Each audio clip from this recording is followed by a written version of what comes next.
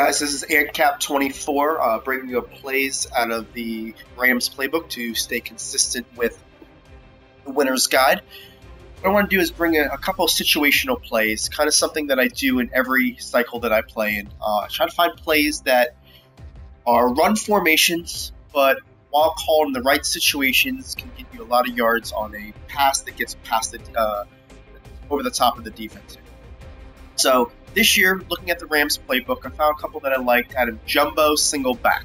Okay, when I say situational, what I'm talking about is something that you set up early in the game with running plays.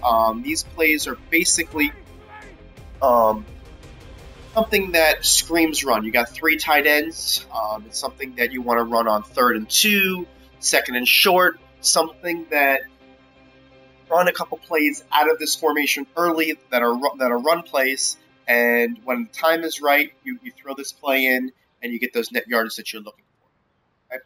So this is also a cover 2 beater. All right, I'm showing it against cover 2 because a lot of times right now online you're seeing cover 2 as a safe choice, especially in these type situations. A lot of people want to cover the flats because they think you're going short, cover the middle because they're bags are running for slants.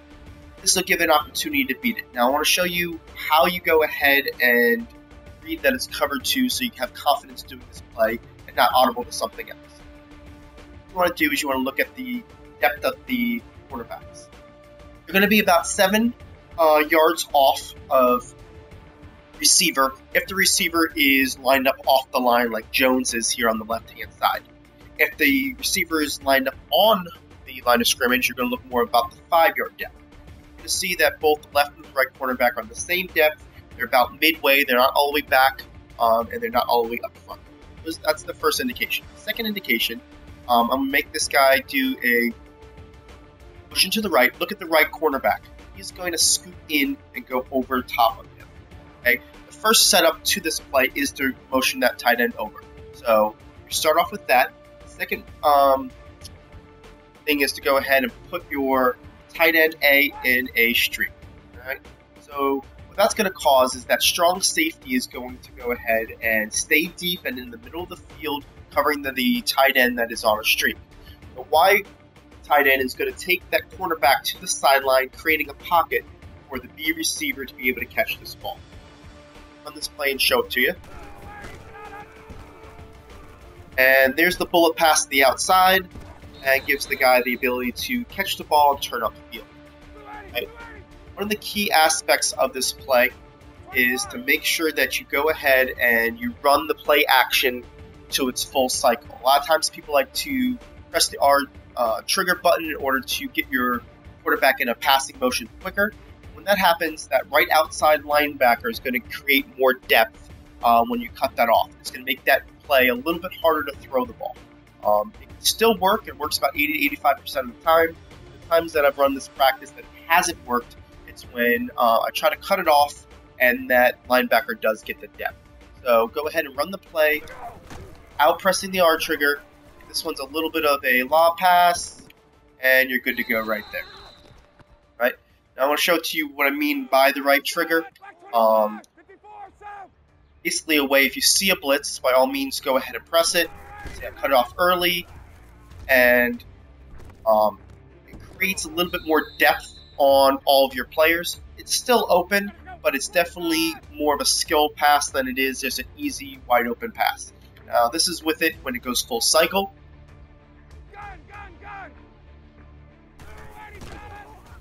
Cycle, now the guy is there, and you're good to go. All right. What I was going to show you earlier is a couple plays that I do in order to set this play up. Early in the game, actually, back here. Earlier in the game, what I like to do is run a couple running plays.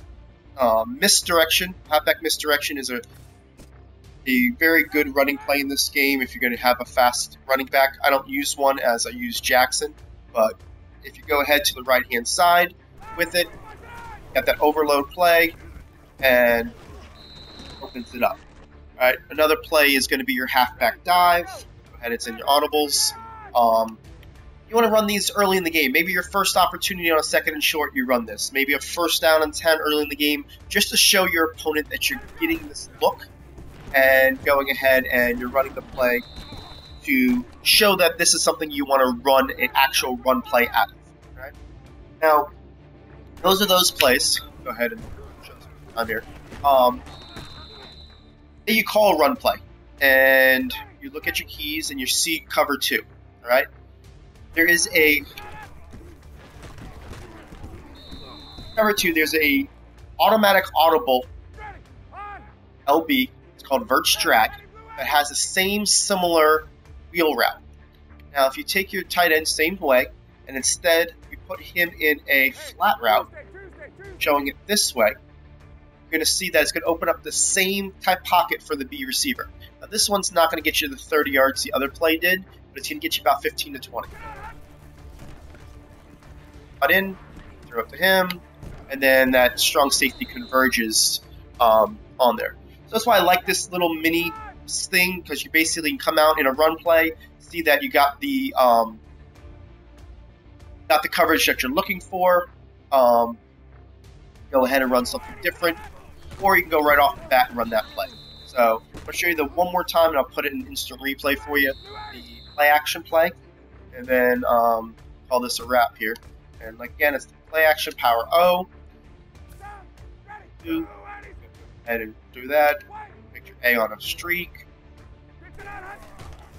Play action. Toss it to him. And good to go.